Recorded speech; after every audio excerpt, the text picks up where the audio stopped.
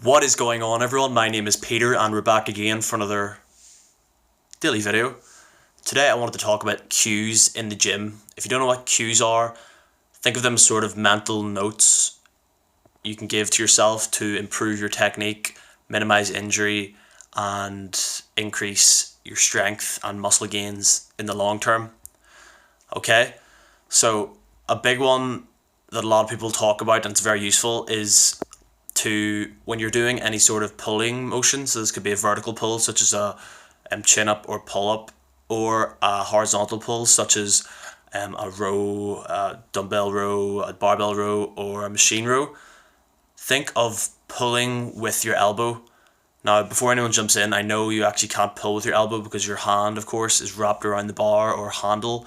But when you change your focus from your hand to your elbow, you'll actually get better activation of the muscles because it just allows better force transfer usually for most people. So think of your hands as hooks. So once they're locked and loaded around the bar, you've got a good solid grip. Focus on bringing, in the case of vertical pull, focus on bringing your elbows down to your side. So pulling your elbows down instead of trying to pull yourself up. So when you make that frame shift, you'll actually find that it's quite easier, and you'll become fatigue less because you're activating the big muscles more. So your lats will be getting more work instead of your arms. Okay, so obviously your biceps are weaker than your lats. They're bigger muscles, so you're going to be able to lift more and for longer. So, and then for your rows, so your horizontal pulling, it's the same kind of thing. Focus on bringing your elbows back to your side. Don't try not to think about bringing your hands back. Try to focus on those elbows because you'll find that you'll be able to lift more again. So really, what cues are, you're just gonna have to. It's a bit of trial improvement because there are tons of cues out there and they're not all suitable for you depending on your mechanics and structure. So you have to try them out for yourself and see what works and see what doesn't. Another good one, we're talking about the grip, and I know I just said the elbows, pull with your elbows, but when you do have a grip around the bar, try and squeeze the bar pretty firmly. Obviously, don't squeeze it until you're red in the face and exhausted, but give the bar a good squeeze. That'll allow maximum force transfer. And if you are someone who maybe doesn't grip the bar correctly, you'll actually probably find that you're able to lift more weight with the same form, which is always good. Okay, and there are a ton of more cues in the gym to use. So, for example, for the bench press, some people find that it's easier for them to think about, instead of pushing the bar away from them, they find it's easier to think about pushing their back into the bench. If that sounds weird, it might be, but some people find it works for them.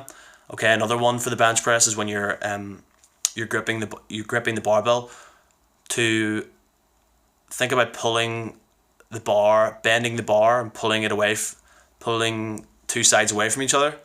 Okay, so obviously you can't bend the bar, literally, but the act of you thinking about it will actually change the alignment of your elbows and shoulders and wrists. It'll put them into alignment, and this will allow your elbows to become tucked and use a safer and more a form that allows better technique. So really, you just have to trial. This is a bit of trial improvement for this kind of stuff. Like for the squat, some people find it helps for them to sit back. Like imagine they're sitting back on a chair. And another one, people, you'll often hear on the squat, keep your chest up, keep your chest up. So what that's doing is that when the lifter hears that, or they repeat it to themselves mentally, that'll remind them to have a good torso angle to stop maybe bending over so much. So you really just got to test these things out and see what works for you. Some might not work for you, some will.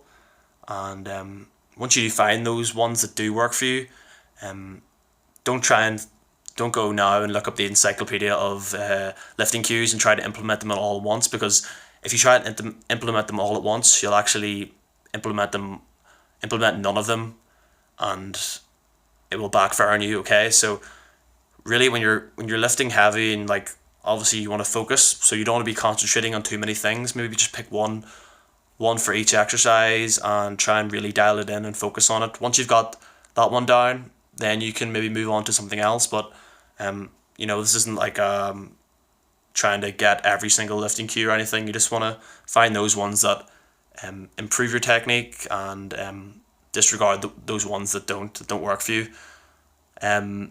Another one for the deadlift, that's obviously a very popular exercise, would be bring your hips through the bar. So this would remind you when you're lifting to perform full hip extension. So, and to finish out the lift, because a lot of people, when they get to the top of they get to finish off the deadlift, they don't actually lock out.